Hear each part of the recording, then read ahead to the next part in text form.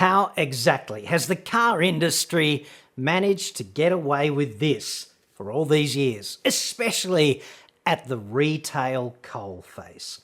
So up next, the ugly truth about the Ming Moll.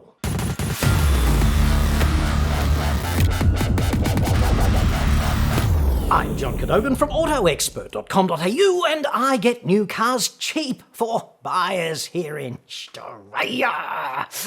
Website for that, obviously, but this report is not actually about that. It's about a pressing societal issue.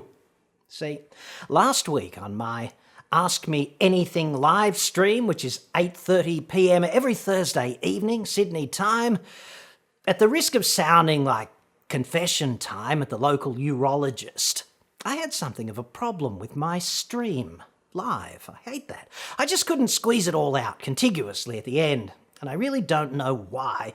It was either a YouTube problem or an NBN problem or both. Anyway, my flow became intermittent, and for you out there, it was kind of hard to swallow, and I do hate that. I felt like I had more in me, frankly, but I was compelled to end it early.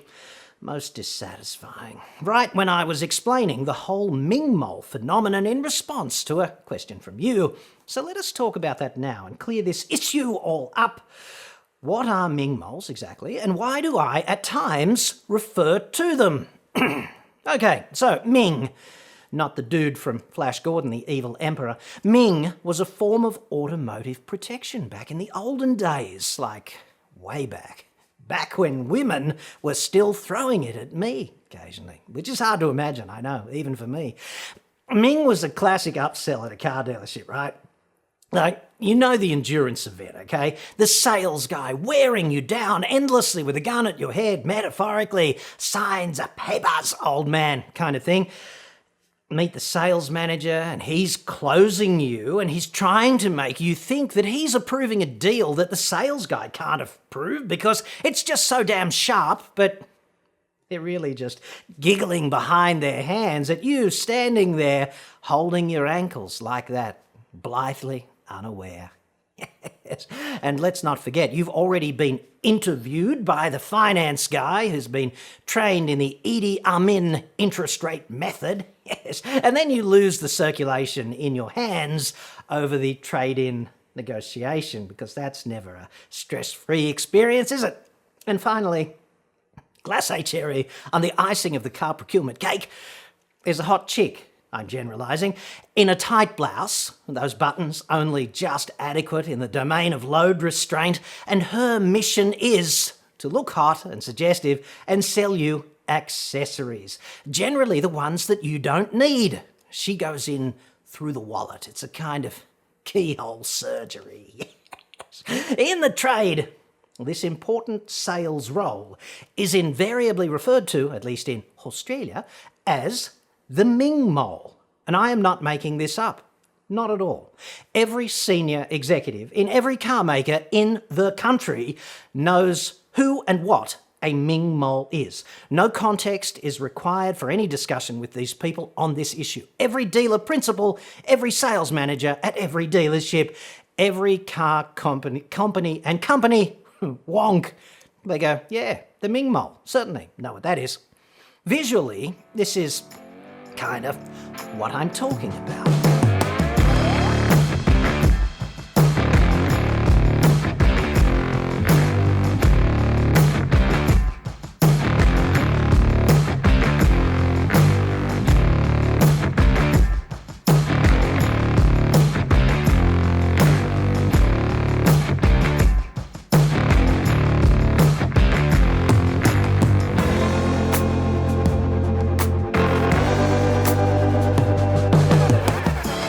The Ming Moll's somewhat straightforward objective is to look hot and suggestive and thereby sell you shit that you don't need at the dealership's typically extortionate 1 billion% markup rate. The tinting that you can get at a third of the cost from a dude in a van with plumber's crack independently in the driveway at your home. The paint protection and the fabric protection that you just don't need. The rust proofing perhaps that they still sell despite the fact that new cars are galvanised and therefore they do not rust. Hotness in a spandex and elastane blend, yes, with high tensile buttons and perhaps bolt-ons. Literally a frontal assault on one's capacity for objectivity and self-restraint. The implied promise of the Ming Moll has the innate ability to make anything, like everything, seem like a damn good idea, at least in the moment. She's a closer, right? A proper closer. That saxophone holder for your new Hilux? Sure, why not? An umbrella rack? What a clever idea. Rooftop ashtray cleaning kit. Hey, I'll take two. I've always wanted to take up smoking, right? It's like that. See, attractiveness, so compelling. And the ideal Ming Moll has the Goldilocks blend of two key attributes. As I see it, it's like the intersectionality between beauty and hotness. Beauty is, of course, that classic, wholly aesthetic quality, right? There's hardly any raunch in beauty, like Natalie Portman or Bella Hadid, that kind of thing. Beauty. It's very clean and quite wholesome. It's, in a sense, a pure quality. But I'd suggest hotness is kind of different. Like, well, on my world, if you ramp the hotness factor to 110%, you get porn star. And porn stars don't have to be beautiful, right? But they have to be hot. It's a prerequisite. They can be a bit beautiful, but they must be hot. Too much beauty can even be something of a liability in this domain. Ming Molls are kind of like that. They have to move you viscerally. Mainly hot, dash of beauty. Kind of optional dash, right? Kind of like this.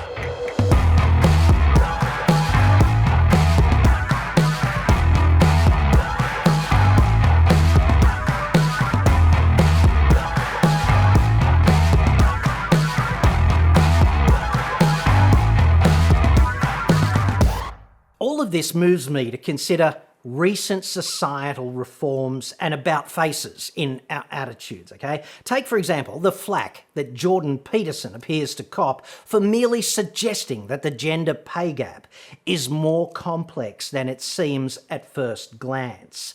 What about when he suggests that equality is good in the domain of allowing people to have choice equally, but bad in the domain of mandating specified societal outcomes?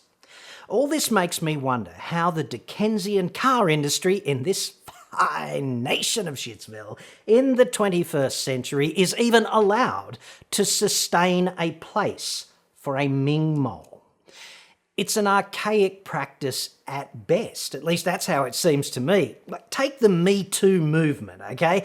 The high-profile cases, Roger Ailes, Bill O'Reilly, Megyn Kelly, Fox News, Louis C.K., etc. It's a pretty long list, isn't it? And yet, the Ming Molls persist here. The industry appears to get a free pass in Australia. I do not know where this exemption from scrutiny derives from. I just don't. It's not just this high-profile stuff either. The quest for equality is everywhere today. It pervades society. Here's an example. Our sewer line backs up upstream of our joint a couple of months back, okay? The manhole in the back corner of our yard starts to overflow, and I have to say only the dog found this most engaging and entertaining. She's going... So I go inside and I wash my hands about 15 times and I get on the phone to Sydney Water. A very pleasant young lady on the other end of the line, definitely not Ming Moll material, responds to my inquiry with a simple question: where is the nearest access chamber? And here am I, a reformed engineer, and I'm drawing this blueprint in my head, and it is entitled Basic Sewage System, and I cannot find anywhere to affix that particular label, you know? Access chamber. Hashtag fail. So I inquire, I submit to defeat, I inquire, access chamber. And she goes, somewhat reluctantly, sir, we used to call them manholes. And I thought, Jesus, if this is actually the front line of the war on sexism, It's already been won. We're well overdue for a ceasefire, surely. All those young girls, I'm thinking, who grew up wanting to unblock sewers for a living, but were tragically and systematically shunned by a sexist nomenclature system such as this, including the term manhole. Just incredible. It makes me sick. So, as I see it, I kind of sit here and wage war largely on bullshit. Bullshit attitudes and practices in the car industry mainly. And my main weapon in this war is satire. And to me, satire is like gentle humiliation, using exaggeration and parody to jam the point home. You know what I mean? Jamming the point home. Yes, the point, jamming it home. In the manner of the mighty King Dick Roger Podgerson. You can see that there. What a beautiful device. Where were we? Satire simply beats thumping the table in the manner of Alan Jones or Alex Jones. Am I right? So I kind of invented this entire fictional world for the Ming Molls, right? A world where totally hot chicks could find themselves a legitimate aspirational career outside of pornography. A world where being a professional Ming Moll is just as socially endorsed and aspirational as being a lawyer or a scientist or a CEO. Yes.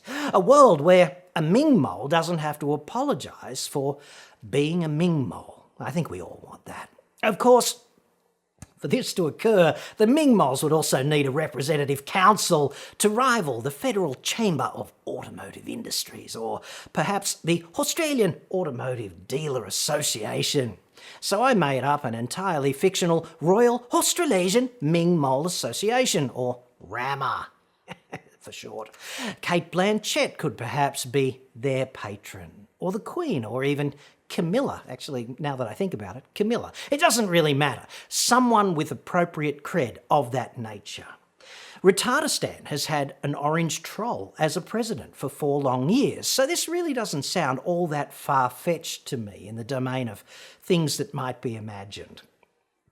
According to sydneyfeminists.org, and I must specify here that this is the first time and probably the last time that I have ever visited their website, oddly enough. There are still serious inequalities within our own social system. Apparently, these inequalities include the gender pay gap, women still doing 70% of the housework, and Shitspill ranking 49th in the world behind Rwanda, Cameroon and Afghanistan in terms of women's representation in the House of Representatives. Apparently, these are, allegedly, just the tip of the extant sexist inequality iceberg. These are just some of a long list of inequalities women face in Australia. These remaining inequalities do not include use of the term manhole, obviously, but they do include the use of the term mankind, allegedly, to describe humanity. Plus, the fact that calling a man a, quote, pussy or a girl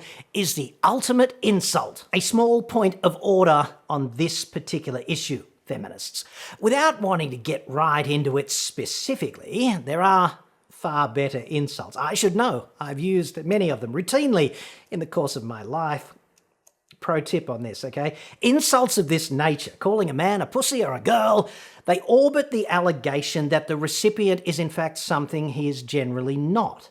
Not a suggestion that being a woman is somehow inferior to being a man. So there's that. A man just doesn't want other men alleging that he is a girl, generally. Like, I don't know. There are probably a small number of men out there today who kind of do want that. It's all very confusing lately, but I think in general, I'm on the pace with this one. I do wonder, in fact, where the feminists actually sit on Ming Molls. Are they for or against them? Is it a choice thing or a repression thing? I really cannot decide. Like, honestly, I can't decide. Ming Molls address the gender pay gap, certainly. Like, it's a pretty lucrative gig if you can make budget every month. And if you really want to be a Ming Moll, if that's all you've ever wanted to be since you were knee-high to a grasshopper, I suppose you really should have the right to make that choice without anybody else judging you for it. So there's that. Is there really anything wrong with looking hot and maybe flashing the puppies occasionally to close a sale to a receptive audience of potential customers? Really? It's hardly as if it's unpleasant for the target in the moment. He's enjoying himself. There doesn't seem to be any real harm done, except, of course, financially. But the whole hotness and selling thing, however engaging, it does seem somewhat demeaning, as well as at loggerheads to the virtue signalling that a lot of car makers indulge in with their high-profile, above-the-line marketing. Admittedly, many of these car companies go broke by being so unbelievably woke, and I'm looking at you, Holden. That worked out pretty well, didn't it? But it doesn't seem aligned with the expectations of some among us, still having a Ming Moll in a dealership, right? In the 1970s, of course, all you needed to do to sell basically any car was to drape a hot chick in a swimsuit prominently over it. Yes. Such an easy formula with so many permutations. It was endless. And this has admittedly been a staple for quite some time. But it wasn't all bikinis, okay? Not at all. This one in particular is preposterously demeaning through the lens of currency. Can you imagine a car maker doing that today? There would be a riot, and not just a virtual riot on social media. You'll have to pause the video here and read the copy to get the full impact of this atrocious advertisement. But it was a legitimate advertisement at the time, and that's what makes this sort of thing so perverse, right? Our attitudes have evolved about what's acceptable publicly. But in fairness, the car industry was not the only one doing this kind of thing way back then in the day. Unbelievable. Way to sell coffee, Chase and Sanborn. Well done. We have come rather a long way in the context of behaviour deemed acceptable or emphatically otherwise. I think you'd agree. So, against this technicolor backdrop of acceptability and evolution, I sincerely wonder why this somewhat sexist corner of the retail landscape has managed to escape such scrutiny.